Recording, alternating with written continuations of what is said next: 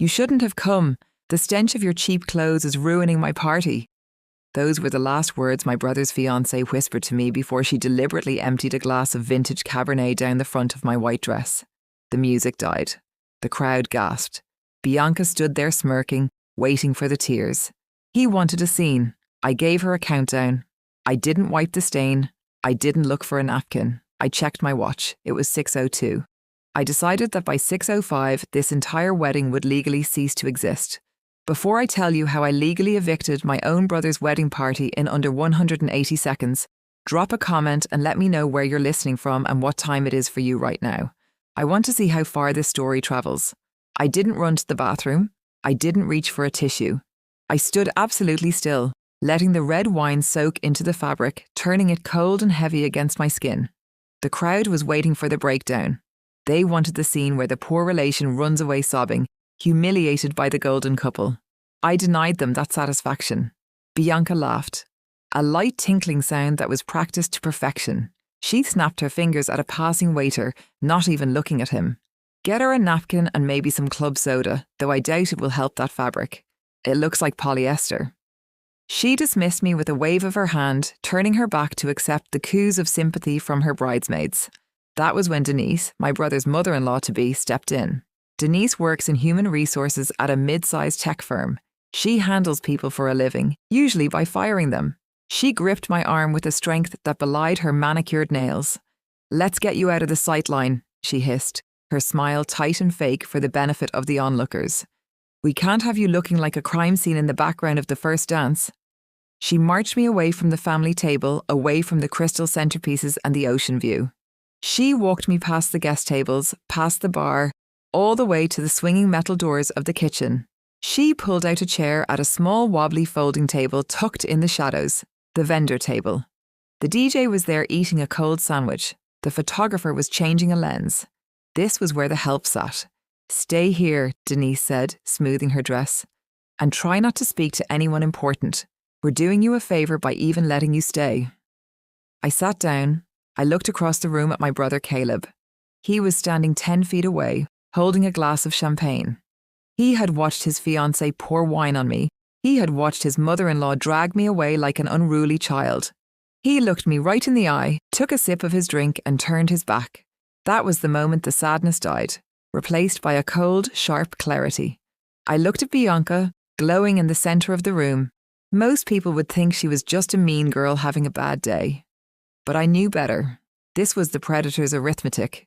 See, bullies like Bianca don't attack randomly. They do the math. When she walked into this room, she felt small. She was marrying into a family she thought was better than her, surrounded by money she didn't earn at a venue she couldn't afford. She felt insecure. So she scanned the room for a resource she could consume to build herself up. She saw me. She saw the $12 dress I'd bought at a thrift store because I didn't care about fashion. She saw the quiet sister who never raised her voice. She calculated that I was the path of least resistance. By destroying me publicly, she wasn't just being cruel. She was establishing dominance. She was showing my brother, her family, and every guest that she was the alpha and I was the stepping stone. It was a calculation, a primitive, brutal equation of power. But Bianca made a fatal error in her math. She assumed that because I was quiet, I was weak. She assumed that because I sat at the vendor table, I was a servant. She forgot that in the hospitality industry, the vendor table is the most dangerous place in the room because that's where the people who actually run the show sit. I picked up the linen napkin from the table. I didn't use it to wipe my dress. I unfolded it on my lap. I watched the staff moving around the room. My staff. I checked my watch again. 604. Time to correct the equation. I sat there invisible in the shadows of the kitchen doors, watching my brother raise a toast to his beautiful, cruel bride. They looked at me and saw a failure, a sister who couldn't afford a decent dress, a girl who had settled for a small life while they chased greatness. They had no idea that they were standing on my dirt. I don't work as an assistant. I don't work in hospitality management. I specialise in distressed commercial real estate. I hunt for dying properties, resorts drowning in debt, hotels facing bankruptcy, assets that banks are desperate to offload, and I buy them for pennies on the dollar. Then I fix them. I bought Obsidian Point 2 years ago when it was nothing but a crumbling liability and a lawsuit waiting to happen. I turned it into the most exclusive venue on the coast. I never told them. I kept my mouth shut in my car cheap because I knew exactly who they were. I knew that if Caleb knew I had money, he wouldn't see a sister. He would see a line of credit. I watched Bianca spin in the centre of the dance floor, her dress sweeping across the polished hardwood I had paid to restore.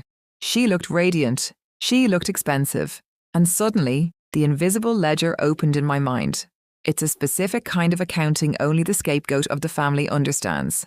I looked at the crystal flutes in their hands overflowing with vintage champagne. I remembered sitting in my studio apartment 3 years ago, wearing 2 sweaters because I couldn't afford to turn on the heat. I was eating instant noodles for dinner for the 20th night in a row. Not because I was broke, but because I had just wired $4,000 to my parents to stop the bank from taking their house. I lived in the cold so they could sleep in the warm. I looked at Caleb laughing as he loosened his silk tie. I remembered the day he started his business. He needed seed money. Dad called me begging. I emptied my savings account. Money I had set aside for a down payment on my own life and sent it to him. I drove a car with a taped-up window for 2 years so Caleb could drive a BMW to client meetings. I looked back at Bianca, sneering at me from across the room, judging the fabric of my dress. She sees a stain. I see the price of their survival. I realised then that my silence hadn't been humility. It had been a mistake. I had starved myself to feed people who would mock me for being hungry. I had built a kingdom in the dark to protect them, and they used the shadows to hide me away. The ledger was full, the debt was due. I pulled my phone out of my clutch. I didn't open social media. I opened the internal management app for the resort. I saw the event status active. I saw the client name, Caleb and Bianca. I scrolled down to the contract section. I didn't need to read it. I wrote it. Clause 14b, the Morality and Harassment Protocol. It was a clause I inserted into every contract after a particularly abusive groom assaulted a waiter last year. It gave ownership the unilateral right to terminate an event immediately if the client or their guests harassed, abused, or threatened staff or management. Bianca had just poured wine on the owner. I looked at the head of security, a man named Marcus, who was standing by the main exit looking bored. I sent him one text message, code 14b. The bride execute immediately. Marcus looked at his phone. He looked at me. His eyes went wide. He tapped his earpiece and started moving toward the stage. I stood up from the vendor table. I didn't smooth my dress. I walked past the photographer, past the DJ, and stepped onto the stage. The music died. The room went silent. It was time to introduce myself. The room didn't just go quiet, it went dead. I climbed the 3 steps to the raised platform where the DJ was busy mixing a top 40 hit. He saw me coming, a wine-stained woman with a look of absolute zero on her face, and opened his mouth to tell me to get lost. He never got the chance. Marcus, my head of security, stepped out from the shadows. He's 6'4" and built like a linebacker. He simply nodded at the DJ and cut the power. The music died with a turntable screech that made half the room usesi. Then the house lights slammed on full brightness, harsh and unforgiving. The romantic dim ambience vanished, replaced by the stark reality of a conference room. "Hey!" Bianca shrieked from the dance floor, shielding her eyes against the sudden glare. "Who turned on the lights? DJ, what are you doing?"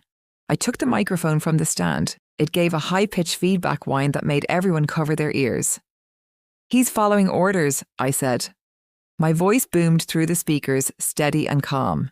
"And so are you." Bianca spun around, her eyes narrowing when she saw me standing centre stage. "You!" She laughed, a nervous, jagged sound. "Oh my God, she's drunk. Someone get the wine-soaked trash off the stage before she embarrasses herself." Denise marched towards the stage, her face twisted in that HR manager scowl she used right before firing someone. "Get down from there immediately, you little brat. I will have you banned from this property." "Actually, Denise," I said, my voice overriding hers, "you can't ban the person who signs the checks." I pulled my phone out and held it up, the screen glowing with the digital contract. "I am invoking Clause 14b of the Venue Rental Agreement, the Morality and Harassment Protocol," the room murmured. "What is she talking about?" someone whispered. Clause 14b states that any physical or verbal harassment directed at the ownership team or staff is grounds for immediate, non-refundable termination of the event. I recited from memory. I looked straight at Bianca. "You poured wine on me. You called me poor. You humiliated me for sport. So what? Bianca yelled back, hands on her hips. You're just the groom's loser, sister. You aren't staff. No, I corrected her. I'm not staff. I'm the owner. The silence that followed was heavy enough to crush a lung. Bianca blinked. Her mouth opened, but no sound came out. Denise froze mid-step. Caleb dropped his glass. It shattered on the floor, but nobody looked at it. I bought Obsidian Point 3 years ago, I continued, my voice ice cold. I rebuilt it from the ground up. Every chair you're sitting on, every glass you're holding, the floor you're standing on, it's mine. And I have a zero-tolerance policy for bullies.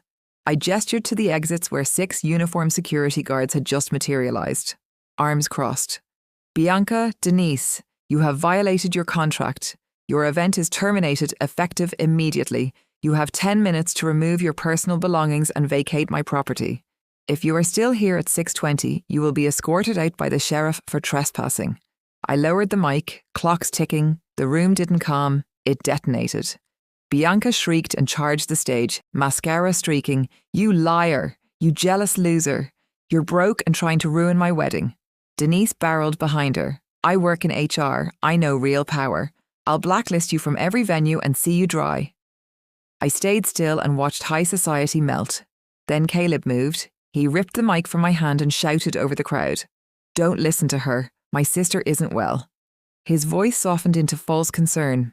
She's off her meds. She begged Dad for rent last week. She's delusional. She hates seeing me happy. The crowd shifted instantly. Pity toward him, disgust toward me, security. He barked, get her out. Even my guards hesitated. He was the golden child. I was suddenly the unstable sister. I turned to leave, but Caleb blocked the exit face inches from mine.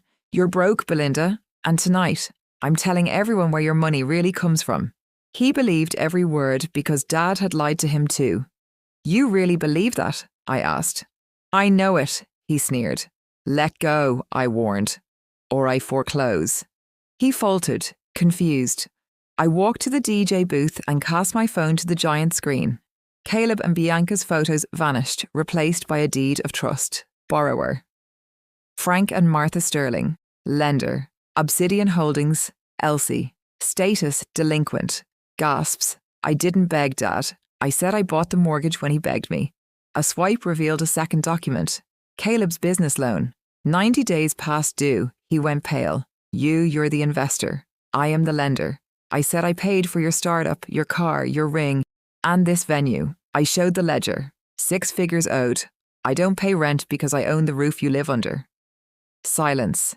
You have until Monday to apologize, or I file foreclosure. He ran, dragging Bianca with him. Denise tried to bluster, but security escorted her out. The guests stared at me differently now.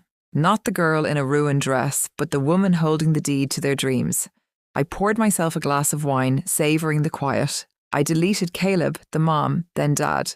They could stay in the house for now, but only because I allowed it. They would live each day under a roof built from my money, not my shame. The debt may stand, but the relationship is foreclosed. Sometimes power isn't given, it's bought.